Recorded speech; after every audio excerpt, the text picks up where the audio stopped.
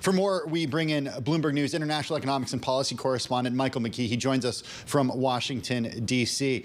Mike, I know you're still going through the Beige Book right now, but what sticks out to you here?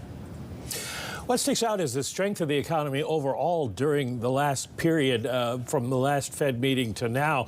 We were concerned that because of the hurricane, we might lose some data, we might lose some economic activity, the hurricanes that we have seen too, and that the Fed is going to be meeting on the 7th of November, not having seen the employment report. So the Beige Book is something that would give them a real look at the overall economy. And the overall economy, according to this, is still in pretty darn good shape. Activity in banking is generally steady to up. Loan demand is mixed, but there is improvement noted in many districts as interest rates decline.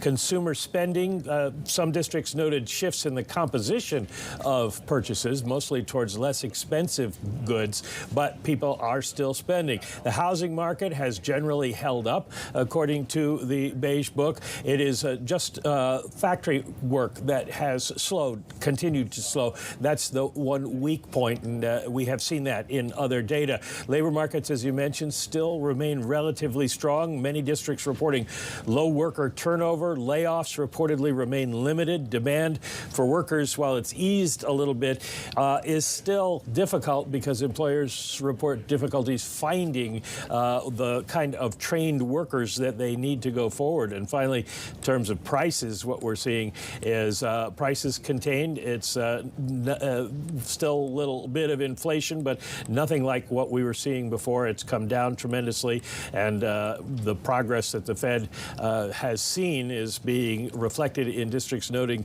that there's increasing price sensitivity among consumers. People are watching those prices, and if they start to go up again, they're not buying. So that helps bring inflation further down. So overall, a really good picture of the economy in the Beige Book as the Fed gets ready for its next rate decision. Yeah, and I do want to talk about inflation and prices a little bit more. I thought this line was interesting, Mike, that multiple districts reported that input prices generally rose faster than selling prices, compressing firms' profit margins. Of course, we are in the thick of earnings season, and that is definitely a topic of conversation. So input costs coming in fast or rising pricer than selling prices. I do wonder how much pricing power is left on the corporate side when you consider the state of the consumer.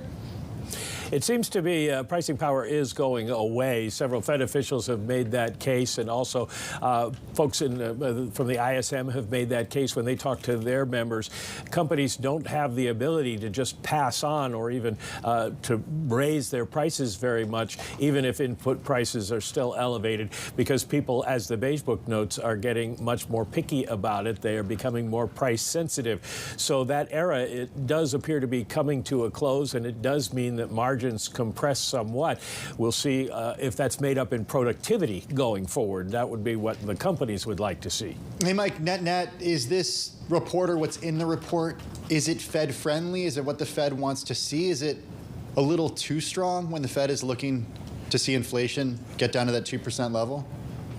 I don't think it's too strong. I do think it is exactly the kind of thing that they want to see in terms of the words they will never use, soft landing.